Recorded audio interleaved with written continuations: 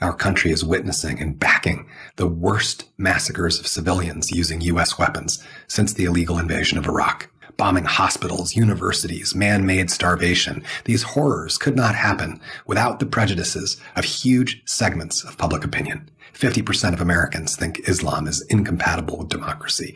49% of Germans, 48% of Britons, 42% of French. Across the entire Western world, an intense bigotry is openly practiced and expressed. It is a time of brutal anti-Arab and anti-Islamic persecution. The entire institutional Western establishment continues to back what the majority of global human rights organizations consider gross violations of international law and what most U.S. Democrats consider a genocide. And in turn, Muslims across the world have a negative impression toward the West, particularly our leaders, but not because of our freedoms or our way of life, but our bombs.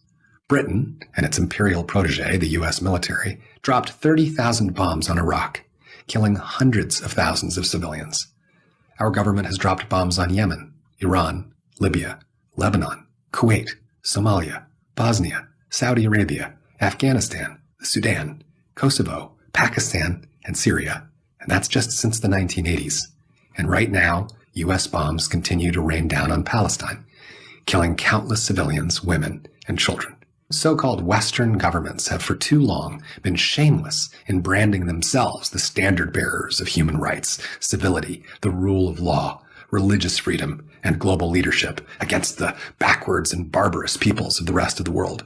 As a French philosopher once said, "There's nothing more terrible and more terrifying than to be captured by the dreams of others." Shocking European leaders out of their stupor when Gandhi was once asked his impression of Western civilization, he said he thought it would be a good idea.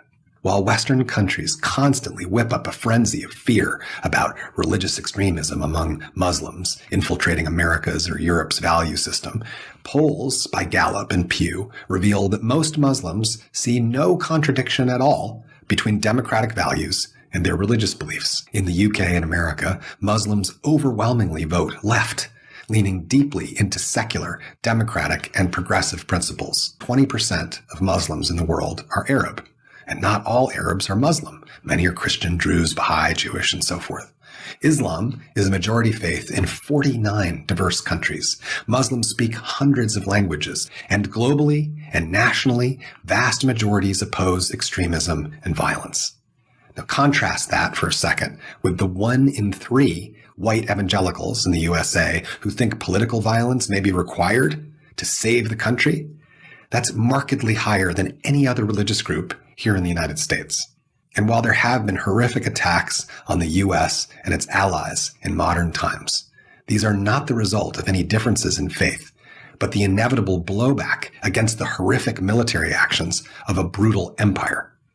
The reality is that the entire trope of Western civilization existing somehow in opposition to an Eastern world is completely made up. It's a total ruse, cynically exploited by economic monopolists to sow chaos and division among a human race that shares nearly everything in common.